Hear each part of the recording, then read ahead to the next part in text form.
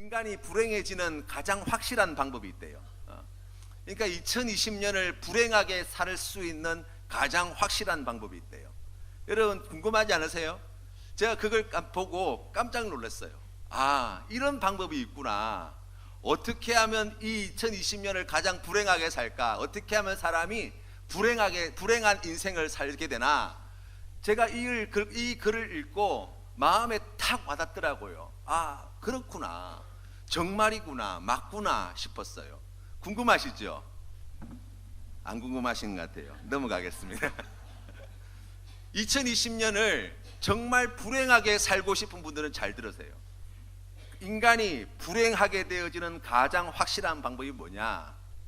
자기 자신에게 몰입해 있는 거래요. 이상하지 않으세요? 아니, 자기 자신에게 몰입해 있는 게 왜 불행한 결과들을 만들어낼까요? 여러분 어떻습니까? 여러분 이 이야기에 동의가 되세요? 여러분 생각해 보세요. 불행한 사람들의 공통점이 있어요. 그게 뭐냐면 다 자기 문제만 끌어안고 있어요. 내가 지금 가지고 있는 이 문제, 내가 염려하는 것, 내가 걱정하는 것, 여기에서 헤어나오지를 못하는 거예요. 다시 말하면 왜 인간이 불행하냐? 자기 자신에게 폭 빠져 있어서 불행하다는 거예요. 그러면 우리가 이렇게 생각해 볼 수 있을 거예요. 그러면 어떻게 하면 행복할 수 있습니까?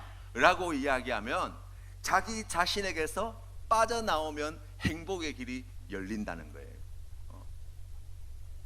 그래서 행복해지기 위해서는 자기 자신이 아니라 다른 그 무엇에 몰입을 하면 행복감이 찾아온대요. 그것을 잘 찾으라고 이야기를 해놓았더라고요. 여러분 2020년 이 한 해를 우리가 준비하며 나아갈 때 여러분 어떤 생각을 가지고 계세요?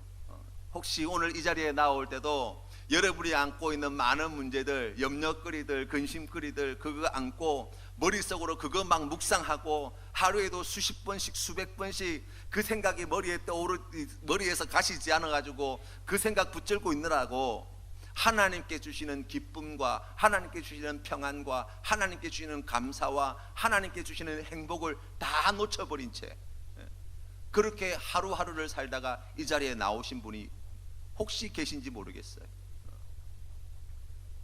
그것은 하나님께서 기뻐하시는 일이 아닙니다.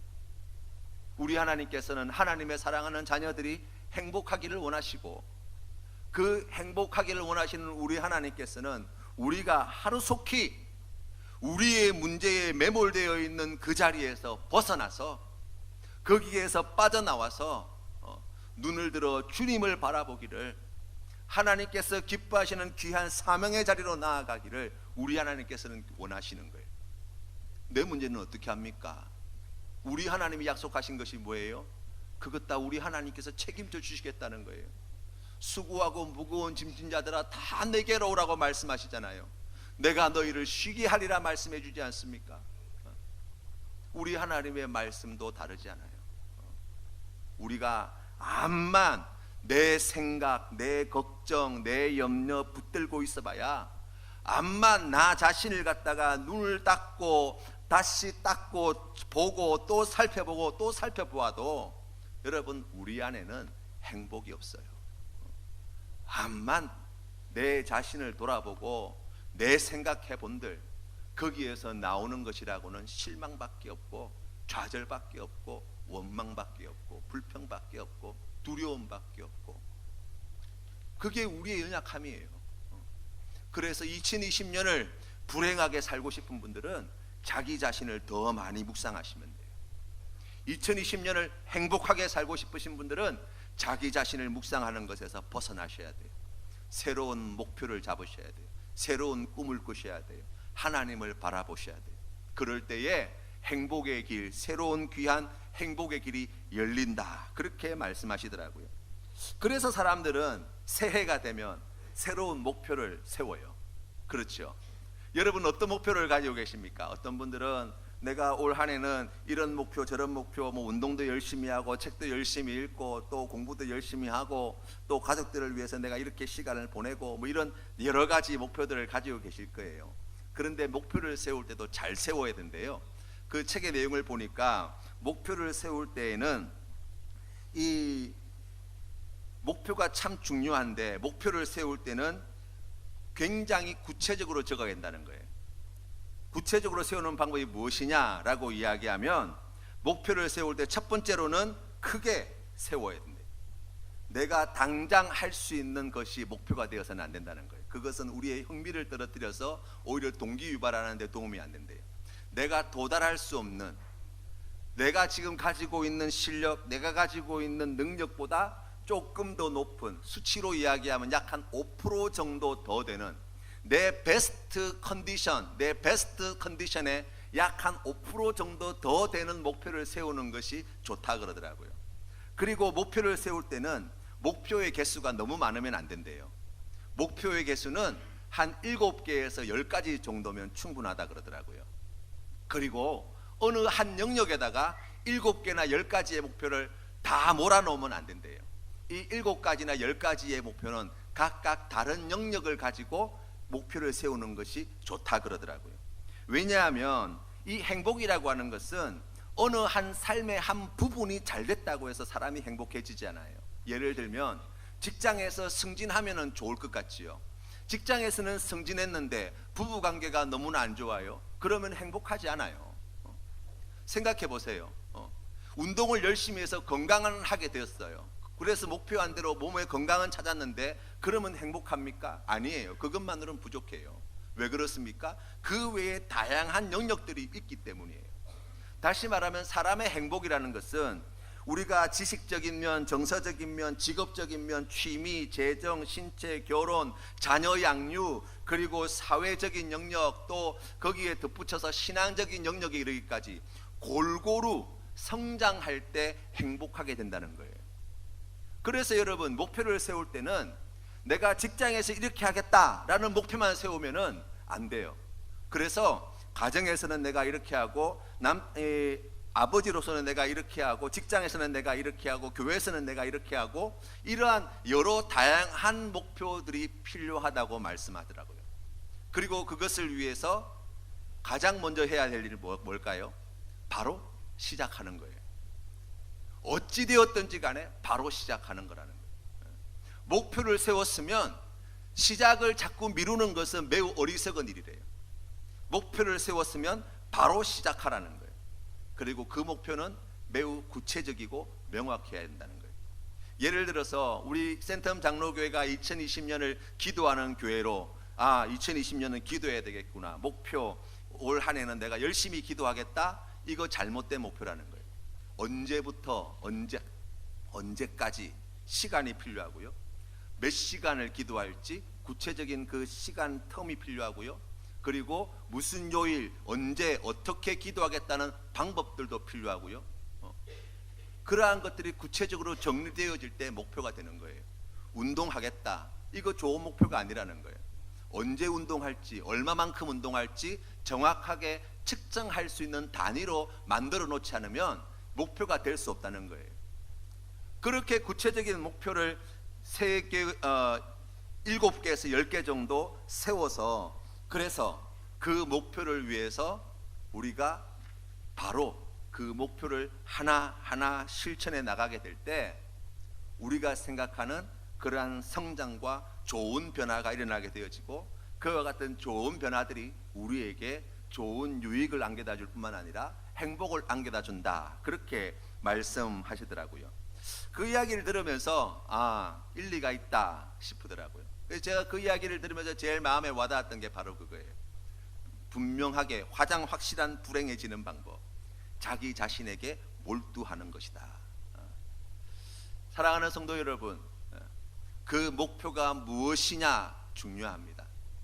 우리가 가질 수 있는 여러 가지 많은 목표들이 있지만 그 가운데에 하나님을 향한 거룩한 목표가 세워지는 2020년이 되시기를 바랍니다. 그리고 그 거룩한 목표를 위해서 지금 당장 부족하지만 시작하는 그러한 순종하는 삶이 뒤따르게 되어진다면 우리 하나님께서 이 2020년 새해를 우리에게 크신 은혜와 복으로 채워주실 줄로 믿습니다. 정대위 목사님이라는 분이 계세요. 이분은 건대 총장님을 하셨던 분이시고요, 한신대 학장님으로도 섬기셨던 분이신데, 이분이 중학교를 졸업하고 난 다음에 친구들과 같이 중국집에 갔다는 거예요. 중국집에 가서 이제 졸업을 했으니까 뭐 옛날 그때 당시 졸업하고 난 다음에 이 중국집에 가서 짜장면 한 그릇 먹는 게 사실은 큰 일이었잖아요. 그래서 친구들하고 맛있게 짜장면을 먹으면서 그런 이야기를 했다는 거예요. 너 나중에 커서 뭐 될래? 물어봤더니 한 친구는 나는 나중에 교수가 되고 싶다고, 또 한 친구는 나는 사업가가 되고 싶다고, 또 한 친구는 나는 과학자가 되고 싶다고 그렇게 이야기하더라는 거예요. 그래서 친구들이 너는 뭐 될래? 그렇게 물을 때에 이 정대희 목사님께서 나는 나중에 목사님 될 거라고 그렇게 자신 있게 말씀하셨대요. 그런데 그 자리에 누가 있었냐면 그 식당의 한쪽 한켠에서 누군가가 그 이야기를 유심히 듣고 있는 한 사람이 앉아 있는데, 그분이 누구셨냐면 도산 안창호 선생님이셨어요. 이분이 그때 이 중학교를 갓 졸업한 이 까까머리 이 중학생들이 모여가지고 나는 앞으로 과학자가 되겠다, 교수가 되겠다, 뭐 나는 앞으로 이런 사람 저런 사람이 되겠다는 이야기를 들으니까 얼마나 기특했겠어요. 그래서 도산 안창호 선생님이 그 자리에 오셔가지고 이 친구들을 갖다가 등 두드리면서 그렇게 격려하셨다는 거예요. 나중에 그렇게 꼭 훌륭한 사람이 되어라, 그렇게 이야기하면서 이 정대희 목사님께는 그렇게 특별히 말씀하셨대요. 정 목사님, 제가 잊지 않고 기도하겠습니다. 훌륭한 목사님 되십시오 라고 그렇게 말씀하시더라는 거예요. 이분이 평생 살아오면서 학교를 다닐 때도 마찬가지고 그 뒤에도 이 도산 안창호 선생님이 해주셨던 그 한마디 말씀이, 그때 있었던 그 사건이 잊혀지지가 않는 거예요. 조금 힘들고 어려울 때마다 그래, 도산 안창호 선생님이 나보고 정목사라고 불러줬고 나를 위해서 기도해 주신다고 하셨는데 그게 그렇게 힘이 되고 용기가 되더라는 거예요. 그래서 나중에 이분이 정말 훌륭한 목사님이 되어서 많은 후학들을 양성하는 데에 귀하게 헌신하셨고, 또 이분을 통해서 많은 후학들이 나와서 이 한국교회에 또 많은 역할들을 감당하는 귀한 열매가 있었다고 그렇게 말씀하시더라고요. 무슨 말씀입니까? 우리가 거룩한 목표를 세우고 그 목표를 위하여 나아갈 때에 여러분, 우리의 힘과 능력으로 그러한 목표를 향해서 다른 박질 치는 것이 그리 쉬운 일이 되지 못해요. 우리에게 힘이 되어 줄 수 있는 분, 우리에게 격려가 되어 줄 수 있는 분, 우리에게 용기를 불어넣어 줄 수 있는 분, 늘 언제나 우리와 함께 할 수 있는 바로 그분, 우리 하나님의 지지와 격려가 있다고 한다면 여러분, 우리가 얼마나 기쁨 가운데 감사함으로 우리가 그 귀한 삶의 길을 걸어갈 수 있을까요? 우리 하나님께서는 사랑하는 자녀들이 세상에서 실패자로, 낙오자로, 불행한 자로 살기를 결코 원하시지 않습니다. 우리 하나님께서는 하나님께서 사랑하는 주님의 백성들이 이 세상에서 하나님께서 기뻐하시는 거룩한 믿음의 길을 걸어갈 때에 참으로 행복하며 참으로 진실하며 참으로 사랑하며 하나님께서 기뻐하시는 귀한 열매들이 그의 삶 가운데 풍성하게 열매 맺는 그러한 복된 삶을 살기를 원하십니다. 그래서 우리 하나님께서는 성경 말씀을 통해서 끊임없이 우리에게 그의 사랑을 나타내 보여주시고 우리를 격려하고 축복하고 위로하는 말씀을 주시고, 우리가 혹시 넘어졌을 때라도 다시 일어서도록 하기 위하여 우리를 위하여서 그 놀라운 일들을 행하시는 하나님 되신다고 나타내 보여주시는 거예요. 그 분명한 증거가 무엇입니까? 바로 예수 그리스도의 십자가예요. 우리가 범죄함으로 죽을 수밖에 없는 그러한 비참한 처지가 되어 있을 때에 우리 하나님께서 사랑하는 독생자 예수 그리스도를 십자가에 못 박아 죽이심으로 우리를 살리신 것 아니에요. 우리를 하나님의 자녀 삼아 주신 것 아니에요. 우리의 아버지가 되어 주신 것 아닙니까? 그 하나님 아버지가 우리를 응원하십니다. 그 하나님 아버지가 우리를 격려하십니다. 그 하나님 아버지가 우리와 함께 하십니다. 그 하나님께서 우리의 인생 발걸음을 인도하고 계십니다. 도산 안창호 선생님의 그 한마디의 말이 한 중학생의 인생을 새롭게 바꾸어 놓았다고 한다면, 전능하시고 이 모든 것을 다 이루신 우리 하나님께서 우리에게 그와 같은 격려와 위로와 축복의 말씀을 주신다고 이야기할 때, 여러분 우리가 그 말씀을 받아 그 말씀을 믿으며 살아가는 그리스도인이라고 한다면, 우리가 주님 앞에 거룩한 꿈과 거룩한 목표를 세우며 나아가는 그 믿음의 길을 걸어갈 때에, 여러분 어떠한 마음으로 우리가 그 길을 걸어가게 될 것인가 기대가 되지 않으십니까? 하나님께서 기뻐하시는 이 귀한 은혜가 사랑하는 성도님들의 삶의 자리에 있으시기를 주님의 이름으로 축원합니다. 하나님 아버지께서 나를 격려하고 계시는구나, 나를 축복하고 계시는구나, 나를 위로하고 계시는구나, 내 발걸음을 인도하고 계시는구나, 내가 주님만 바라보며 나아가야 되겠구나, 나에게 꽂혀있는 이 시선을, 눈을 들어 하나님께 두게 될 때, 나에게 몰입되어 있는 이 삶의 자리에서 벗어나 우리가 하나님께 몰입하게 되어질 때, 우리 하나님께 주시는 그 풍성하신 은혜, 그 놀라우신 사랑을 풍성히 누리며 살아가는 귀하고 복된 성도 될 줄로 믿습니다. 이스라엘 백성들이 망했던 결정적인 이유가 무엇입니까? 성경 말씀에 보시면 우리가 잘 알고 있는 예레미야서 혹은 에스겔서의 말씀, 또 여러 선지서의 말씀을 통해서 하나님께서 이스라엘 백성들을 책망하실 때에 그들이 가졌던 많은 죄악 가운데 가장 빈번하게 하나님께서 책망하신 죄가 있다고 하는 바로 우상 숭배의 죄예요. 이스라엘 백성들은 약속의 땅 가나안 땅까지 오기까지 그 험한 시간을 보냈어요. 애굽에서 400년 동안 종살이를 하고 광야에서 40년 동안 그 광야길을 걸었으며, 그리고 하나님께서 마침내 젖과 꿀이 흐르는 땅으로 이제 약속하신 가나안 땅에 들여보내시고 난 다음에도 그 땅에서도 계속되어지는 정복 전쟁이 있었어요. 여러분, 그런데 하나님께서 오늘 이 신명기 말씀은 이스라엘 백성들이 이제 광야 40년 동안 하나님과 동행했던 그 삶을 정리하면서 이제 젖과 꿀이 흐르는 가나안 땅을 눈앞에 둔 상태에서 모세가 하나님의 부름을 받기 전 이스라엘 백성들에게 마지막으로 한 설교 말씀들이 기록되어져 있는 책이 바로 신명기서예요. 그런데 오늘 이 말씀에서도 12장 말씀 2절 말씀에 보시면 하나님께서는 이스라엘 백성들에게 신신당부하여서 들려주시는 말씀이 이렇습니다. 너희가 쫓아낼 민족들이 그들의 신들을 섬기는 곳은 높은 산이든지 작은 산이든지 푸른 나무 아래이든지 막론하고 그 모든 것을 너희가 마땅히 파멸하며 그 제단을 헐며 주상을 깨뜨리며 아세라상을 불사르고 또 그 조각한 신상들을 찍어 그 이름을 그곳에서 멸하라고 명령하셨어요. 이 우상에 대한 하나님의 이와 같은 명령은 이스라엘 백성들이 출애굽할 당시부터 시작하여서 약속의 땅까지 들어가고 난 뒤에 그 이후에 왕국을 세우고 이스라엘이 남북으로 분단되어졌을 때도 계속해서 주신 말씀이에요. 이스라엘 백성들이 아주 몹쓸 인간들이어 가지고 하나님께서 그처럼 경고하셨음에도 불구하고 이 강팍한 민족들이 그 말씀을 듣지 않아서 그와 같은 험한 꼴을 본 게 아니에요. 하나님께서 이스라엘 백성들을 택하시고 그를 구원하신 그 역사의 과정을 우리가 살펴보면 이 이스라엘 민족은 모든 믿는 자의 대표 선수 표본으로 하나님께서 삼으셨다고 이야기할 수 있어요. 특별해서가 아니에요. 우리와 같은 사람들이어서 하나님께서 주신 말씀이에요. 그런데 여기에 보니까 이 약속의 땅 가나안 땅 그곳에는 이미 우상 섬기는 자들이 가득했다는 거예요. 그들이 어떻게 우상을 섬기는가 보았더니 그들은 높은 산이든지 작은 산이든지 푸른 나무 아래든지 막론하고 그 모든 곳에다가 우상을 섬기는 제단과 신상을 다 주상을 다 세워놓았다는 거예요.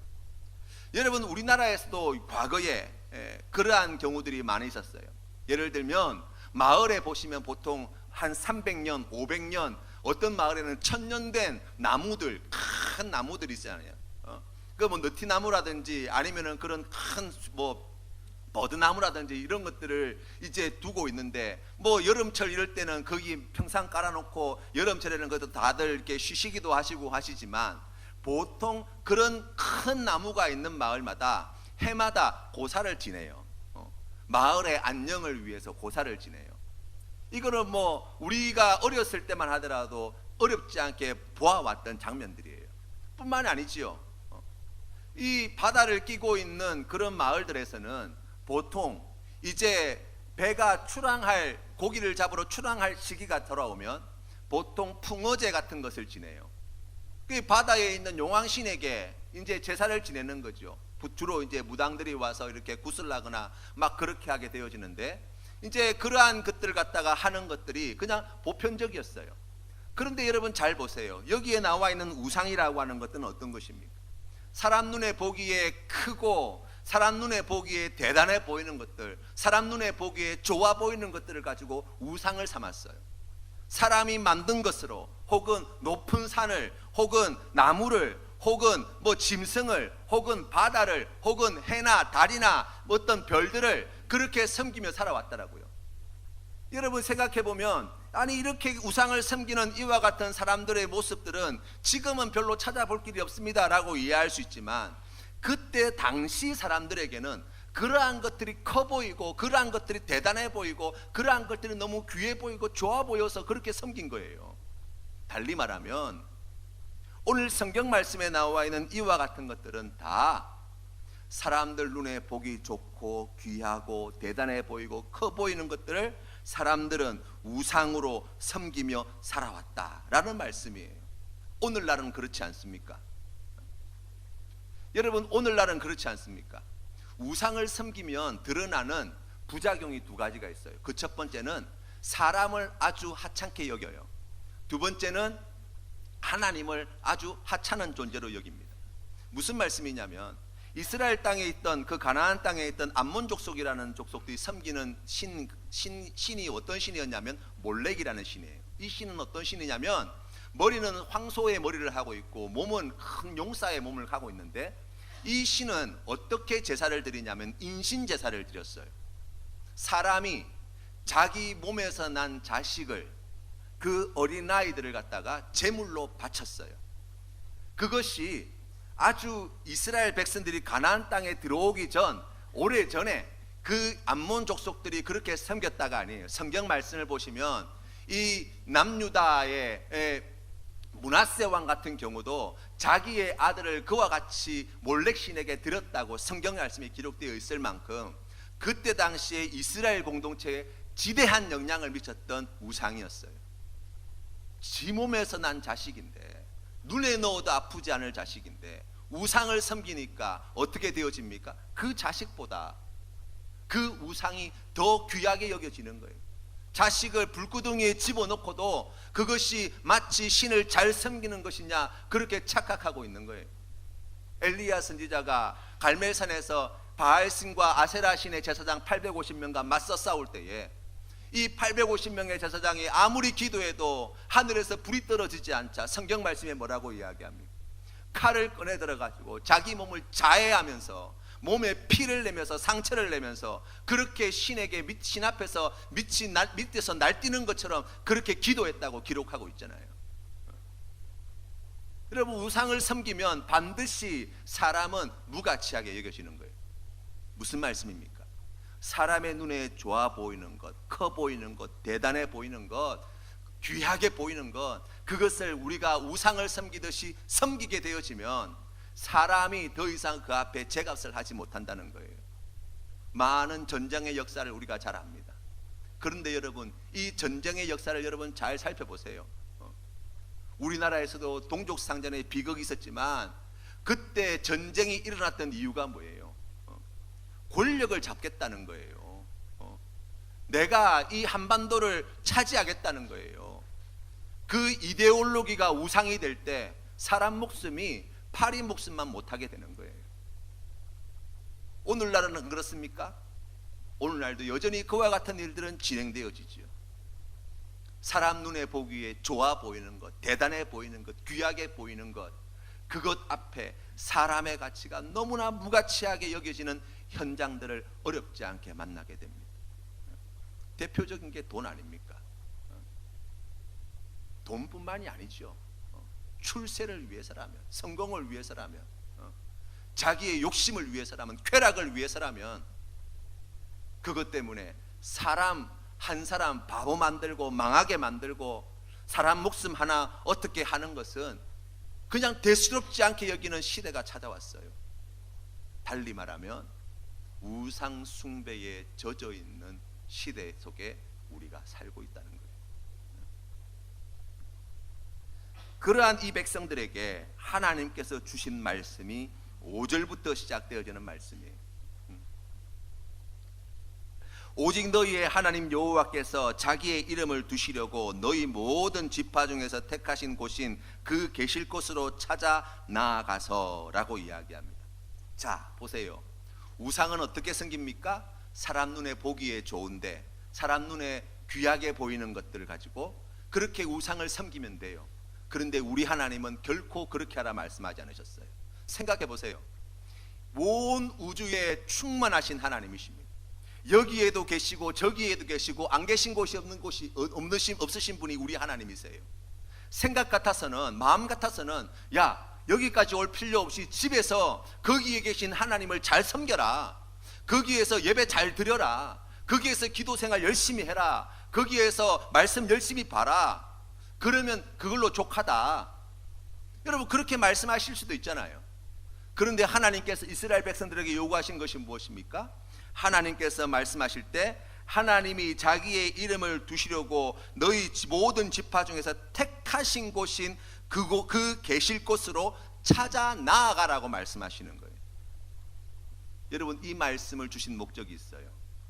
우상은 사람 눈에 보기 좋은 데 가는 거예요. 사람 눈에 커 보이고 대단해 보이는 것을 찾아가는 게 우상이에요. 하나님을 믿는다는 것은 무엇입니까? 하나님께서 지정하신 곳에 하나님께서 기뻐하시는 방법으로 하나님께서 받으실 만한 제물로 하나님을 예배하는 거예요. 그래서 하나님께서 출애굽하는 이스라엘 백성들에게 주신 두 가지 큰 선물이 있는데 그 첫 번째는 바로 광야교회, 이 회막성전이고 또 하나는 무엇입니까? 율법의 말씀이에요. 아니 그 바쁘고 힘든데 그냥 거기서 자기 텐트에서 자기 있는 곳에서 하나님 이름 부르고 기도하고 같이 모여서 말씀 보고 하면 되지. 그 중간에 그 회막을 만들어 가지고 그 온 백성들이 그 번거롭게 재물 끌고 그 가가지고 안 그래도 지금 힘들어 죽겠는데 지치고 갈 길이 먼데 거기에서 하나님 앞에 번제 드리고 속죄제 드리고 속건제 드리고 화목제 드리고 이런 거 하라고 말씀하시는 거 어떻게 생각해 보면 매우 불편한 일일 수 있어요. 그러나 하나님께서 그 말씀을 주신 뜻이 있어요. 우상 섬기듯이 하나님 섬기지 말라는 거예요. 우상은 사람 눈에 좋은 대로 하면 되지만 하나님을 믿는 사람은 하나님께서 말씀하신 그 말씀에 순종하는 데 있다는 거예요. 그래서 지정하셨습니다. 그곳에 찾아와 그곳에서 하나님 앞에 나오라고 명령하신 거예요. 여기에 찾아라는 말의 뜻을 원어의 의미를 살펴보니까요, 자주 방문하다 이런 뜻을 가지고 있어요. 다시 말하면 여기에서 나와 있는 찾아라는 말의 뜻은 그냥 한번 주님 앞에 나오는 것 이게 아니고, 한번 나가는 걸로 그냥 끝나는 이게 아니고, 할 수만 있으면 수시로 들락거리고 수시로 찾아오라는 거예요. 그게 하나님의 마음이에요. 두 번째로 이 나아가다라고 하는 것은 이쪽 영역에서 저쪽 영역으로, 이쪽 공간에서 저쪽 공간으로 이동하고 들어갈 때 쓰는 표현이에요. 왜 이 말씀이 중요하냐면 오늘 읽은 성경 말씀에 보시면 6절 말씀입니다. 6절 말씀을 한번 같이 보도록 하겠습니다. 6절 말씀에 보시면 이렇게 나와 있어요.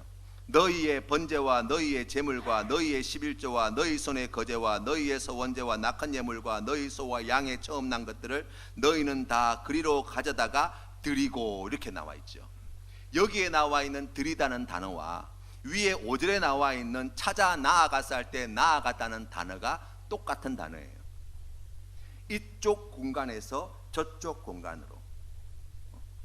다시 말하면 하나님께서 주신 것, 우리가 가지고 있는 세상에 속해 있던 것들을 하나님의 영역 안으로 가지고 들어가는 것, 이게 바로 하나님께 드리는 제물이고, 우리 하나님께서는 그 제물과 같이 사람도 주님 앞에 나아올 때에 하나님께서 기뻐하시는 택하신 장소, 그 공간 안에 세상에서 있다가 그 공간 안에 들어오라고 말씀하시는 거예요.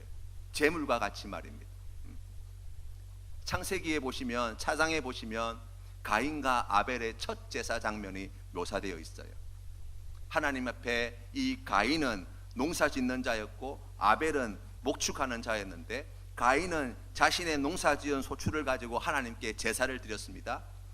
아벨은 자기가 키우는 양을 잡아서 하나님께 제사를 드렸어요. 그런데 창세기 4장 말씀에 보시면 하나님께서는 이렇게 말씀합니다. 창세기 4장 4절 말씀을 제가 읽겠습니다. 아벨은 자기도 양의 첫 새끼와 그 기름으로 드렸더니 여호와께서 아벨과 그의 제물은 받으셨으나 가인과 그의 제물은 받지 아니하신지라 라고 나와 있어요. 제물을 드린 것은 똑같이 드렸어요. 제사를 드린 것도 똑같이 드렸어요. 그런데 하나님께서는 성경 말씀에 보니까 아벨과 그의 제사는 받으시고 가인과 그의 제물은 받지 않으셨다는 거예요. 무슨 말씀일까요? 우리가 하나님 앞에 드려지는 제물과 똑같다는 거예요. 우리가 주님 앞에 예배드리러 나올 때 우리가 드리는 헌금이나 우리가 주님 앞에 나오는 나나 똑같이 하나님께서 받으시는 것들이라는 거예요. 우리가 헌금을 드릴 때 이것 하나님의 것입니다라고 고백하면 드리지 않습니까? 그 말은 무슨 말씀입니까? 우리가 주님 앞에 나올 때 나 또한 하나님께 속한 자입니다 라는 고백으로 나오는 거예요. 오늘 성경 말씀 창세기 4장에 이야기하는 것은 무엇입니까?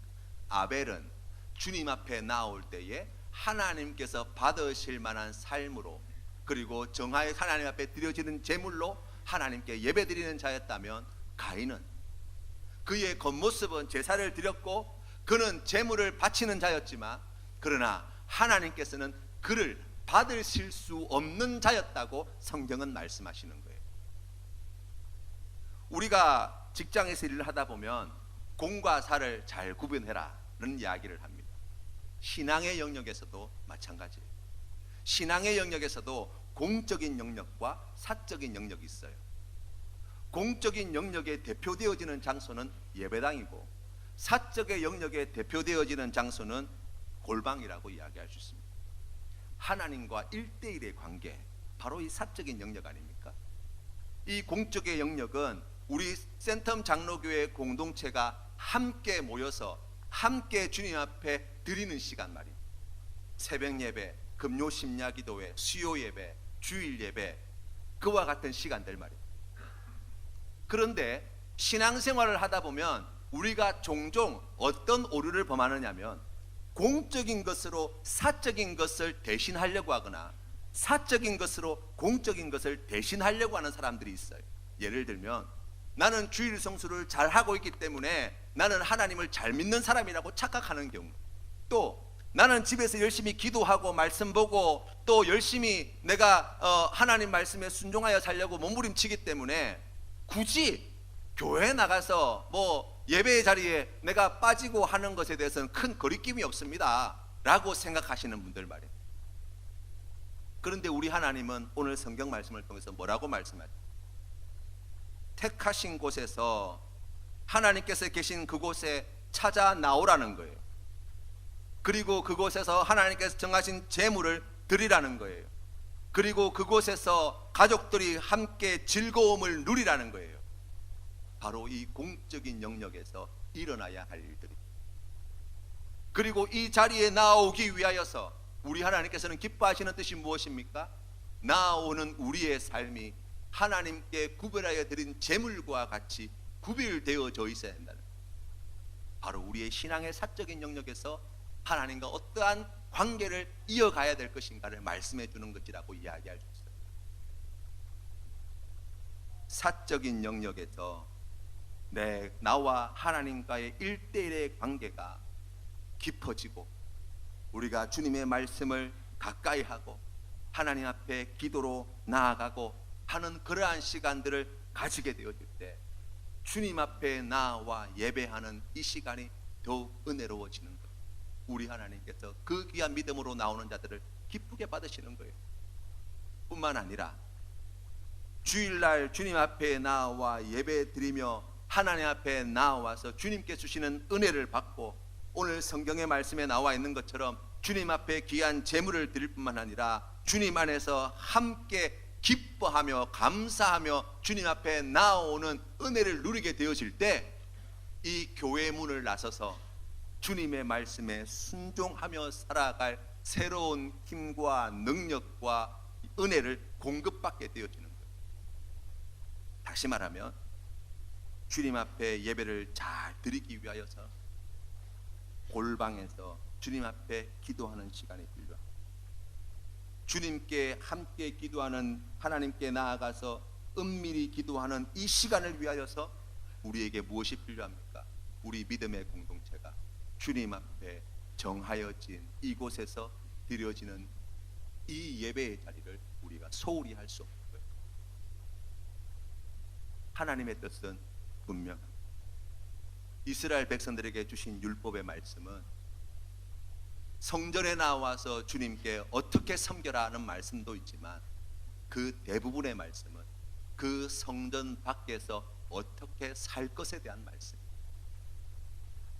하나님과 나만이 아는 바로 그 사적인 관계 속에서, 사적인 신앙의 영역 속에서 어떻게 하나님과 동행하는 삶을 살 것인가, 어떻게 주님의 뜻에 순종하며 살 것인가에 대한 말씀이 율법의 말씀의 대부분을 차지하고 있습니다. 하나님께서는 이스라엘 백성들에게 광야 교회만 주시지 않으시고 이 율법의 말씀도 함께 해주셨고, 이 율법의 말씀만 주시지 않으시고 광야 교회도 함께 주셨어요. 그 두 개가 다 같이 필요하기 때문에. 사랑하는 성도 여러분, 우리가 2020년 새해를 주님 앞에 드리며 나아갈 때에 사랑하는 성도 여러분의 마음 가운데에 그러한 거룩한 목표가 있으시기를 바랍니다. 하나님께서 택하시고 하나님께서 함께하시고 하나님께서 찾아 나오라 말씀하시, 우리가 공적으로, 우리 공동체가 공적으로 주님 앞에 예배드리는 자리, 공적으로 모여서 기도하는 자리, 공적으로 모여서 헌신하는 자리, 공적으로 모여서 교제하는 자리, 그 자리를 귀하게 여기는 것, 바로 그것이 교회 밖에서 주님의 말씀에 순종하며 살아가는데 큰 힘이 되어지고 큰 영적 양식이 되어짐을 잊지 마시기를 바랍니다. 뿐만 아니라 우리가 이 자리에 나오기 위하여서 우리의 삶의 자리 가운데 하나님께서 기뻐하시는, 하나님과 나만이 아는 그러한 은밀한 관계 속에서 하나님을 더욱 가까이 하고 주님께 기도하기를 힘쓰고 하나님의 말씀을 가까이 하고 그 말씀대로 살려고 몸부림치는 바로 그와 같은 삶의 자리들이 이 예배의 자리에 나오는 우리에게 필요함을 공명심하시기를 바랍니다.